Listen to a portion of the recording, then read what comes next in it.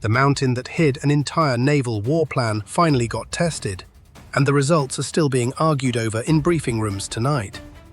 To understand what actually happened, it helps to walk through this in stages, because each stage sets up the next, and skipping ahead is exactly how people end up misunderstanding the whole thing.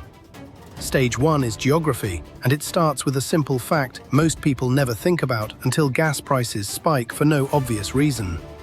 The Strait of Hormuz carries something like 1 out of every 5 barrels of oil and gas moved anywhere on the planet. It's a narrow channel, hemmed in by rock and islands, and it has exactly one country on one side that spent decades turning that coastline into a fortress. Not a fortress in the traditional sense, with cannons pointed out to sea, but something more patient. Tunnels, hollowed rock, hidden docks for small, fast boats that were never meant to fight a battleship head-on. Stage 2 is the reasoning behind that choice, and this is where the story stops being about weapons and starts being about strategy. Iran looked at the American Navy decades ago and understood something plainly. It could never win a straight-up fight, ship for ship, against carrier strike groups and guided missile destroyers, so it didn't try.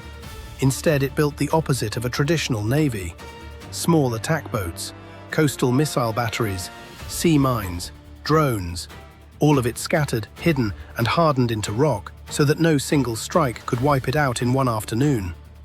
Iranian state media and independent reporting have talked about these underground naval facilities for years, tied to the Revolutionary Guard's naval branch, built specifically into that southern coastline. The exact scope of every site isn't something outsiders can verify down to the last tunnel, but the broader picture isn't seriously disputed anymore. This was a deliberate, long-term investment in making the coast itself into a weapon. Stage 3 is the actual clash, the part that turned this from theory into headlines. According to United States Central Command, American guided missile destroyers, the Truxtun, the Rafael Peralta, and the Mason, were transiting the strait when Iranian forces launched a coordinated attack using missiles, drones, and small boats together. Not one weapon type, but all three layered on top of each other, which tells you this wasn't improvised. It was the exact combined arms concept Iran had been building toward for years. None of the American ships were hit. The intercepts worked, and then Washington responded, striking back at the sites responsible. Missile and drone launch points, command and control centers, and surveillance nodes feeding targeting data into the whole system. Stage 4 is where the fighting widened.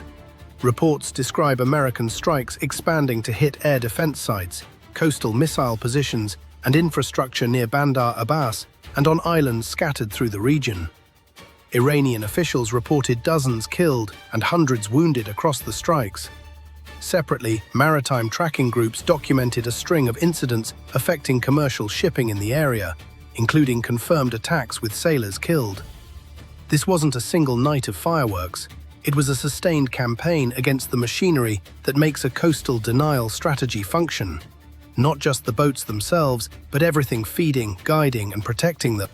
Stage 5 is the part that gets lost in the loud headlines, and it's honestly the most important one. Public reporting solidly backs up that the United States repeatedly struck Iranian coastal and maritime targets. It backs up that fast boats, missiles, drones, and support infrastructure were part of a combined threat. It backs up that Iran built underground naval shelters into that coastline.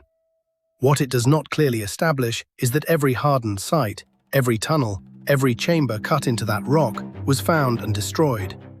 Hitting an entrance is not the same as clearing what's stored 100 meters back.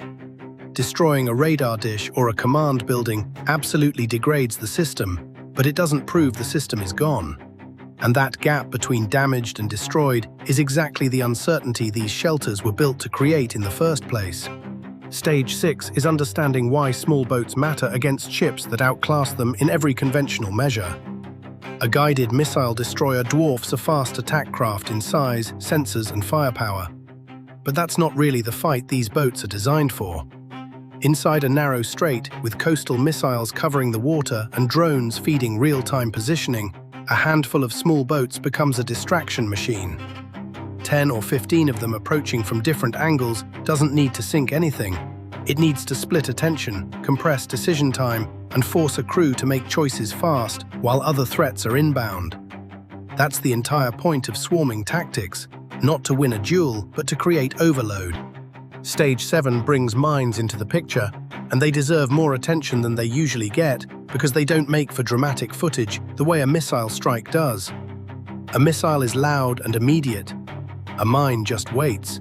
It can sit in a shipping lane for weeks, turning every tanker captain's transit into a gamble, forcing navies into slow, dangerous clearing operations long after the missiles have stopped flying. A coastal network built around concealment doesn't need to win today. It needs to remain a credible threat next month and the month after that. Stage 8 is the uncomfortable truth sitting underneath all of this for American planners. The United States is extraordinarily good at finding and destroying visible, concentrated military targets. It is a different kind of problem entirely when the threat is deliberately dispersed, hidden in rock, and designed from day one to survive exactly the kind of strike campaign that just happened. You can hit it hard and still be left asking the question nobody likes. Is this over or just quieter for now? That question matters more here than almost anywhere else on Earth, because even a coastline that's merely uncertain, not fully hostile, just uncertain, is enough to make shipping companies reroute tankers, insurers raise premiums, and energy markets get twitchy. The strait doesn't have to close to matter. It only has to feel risky. There's a version of this story that gets told as pure spectacle. Explosions on a coastline, a dramatic headline, case closed. But it's worth sitting with what that kind of strike campaign actually costs beyond the military ledger.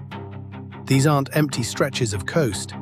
People live along there, work the ports, run the fishing boats that share water with hidden missile positions.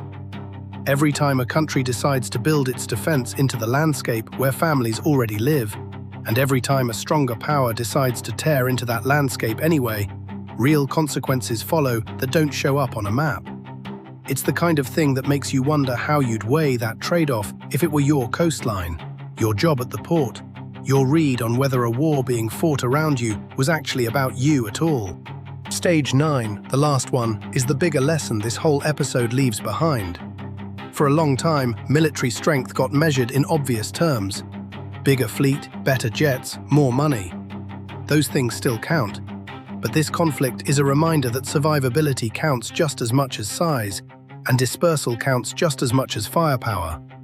Iran built a system that accepts it will lose any fair fight, and bets everything on making an unfair fight painfully expensive for the other side. The fact that the United States kept striking command centers, radar sites, missile positions, and coastal infrastructure, not just chasing individual boats, tells you Washington takes that bet seriously. You don't spend that much ordnance on an architecture you think is irrelevant. Whether it worked, whether the hidden network is actually crippled or simply lying low, waiting for attention to drift elsewhere, is not something anyone can honestly claim to know yet. Networks built around concealment rarely collapse on a clean schedule. They degrade unevenly, adapt, go quiet, relocate. So next time the headlines swing from Iran's navy crushed to coastal missiles still active and back again in the same week, both can be true at once because they're describing two different layers of the same system. One layer can be shattered while the other endures. And that's really the question worth sitting with long after this particular round of strikes fades from the news. What's actually harder to destroy in the end? A fleet you can see, or an idea built specifically to survive losing one?